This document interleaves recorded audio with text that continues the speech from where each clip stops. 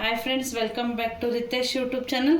ಬನ್ನಿ, ಇವತ್ತು ನಮ್ಮ ಮನೇಲಿ ಮಾಡೋ ಥರ ಅಲಸಂದೆ ಕಾಳು ಮತ್ತು ಆಲೂಗಡ್ಡೆ ಹಾಕಿ ಸಾಂಬಾರು ಮಾಡೋದು ಹೆಂಗೆ ಅಂತ ತೋರಿಸ್ಕೊಡ್ತೀನಿ. ಬಿಸಿ ಬಿಸಿ ಮುದ್ದೆ ಜೊತೆ ಚೆನ್ನಾಗಿರುತ್ತೆ ಈ ವೆದರ್ಗೆ.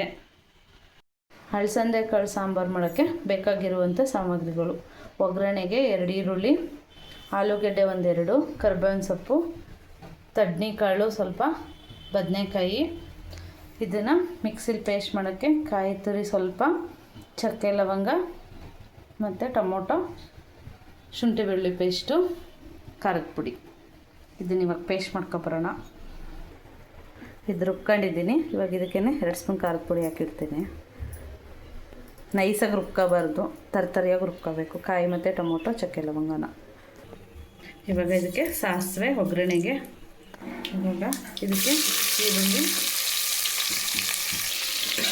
ಈರುಳ್ಳಿ ಕರಿಬೇವಿನ ಸೊಪ್ಪು ಹಾಕಿ ಫ್ರೈ ಮಾಡ್ಕೊತೀನಿ.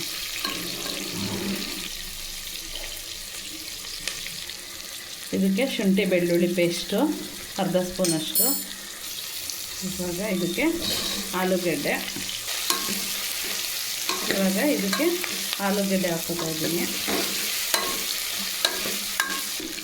ಆಲೂಗಡ್ಡೆ ಹಾಕ್ಕೊಂಡಿದ್ದ ತಕ್ಷಣ ಅಲಸಂದೆ ಕಾಳನ್ನ ಹಾಕ್ಕೊಂಡು ನೀಟಾಗಿ 1-2 ನಿಮಿಷ ಎಣ್ಣೆ ಜೊತೆ ಫ್ರೈ ಮಾಡ್ಕೋಬೇಕು. ಇದನ್ನು ಕಾಳು ಮತ್ತು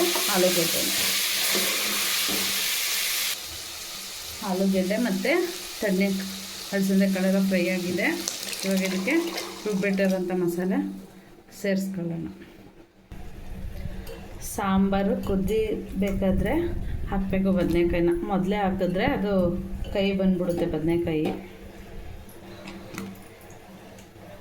ಹಂಗಾಗಿ ಕುದಿಬೇಕಾದ್ರೆ ಹಾಕಿದ್ರೆ ಕಹಿ ಬರಲ್ಲ. ಇದನ್ನು ಎಲ್ಲರ ಮನೇಲೂ ಮಾಡ್ತೀರಾ, ಆದ್ರೂ ನಮ್ಮ ಮನೇಲಿ ಮಾಡೋ ಥರ ನಿಮಗೆ ಮಾಡಿ ತೋರಿಸ್ತಾ ಇರೋದು. ಇದಕ್ಕೆ ರುಚಿಗೆ ತಕ್ಕಷ್ಟು ಉಪ್ಪು.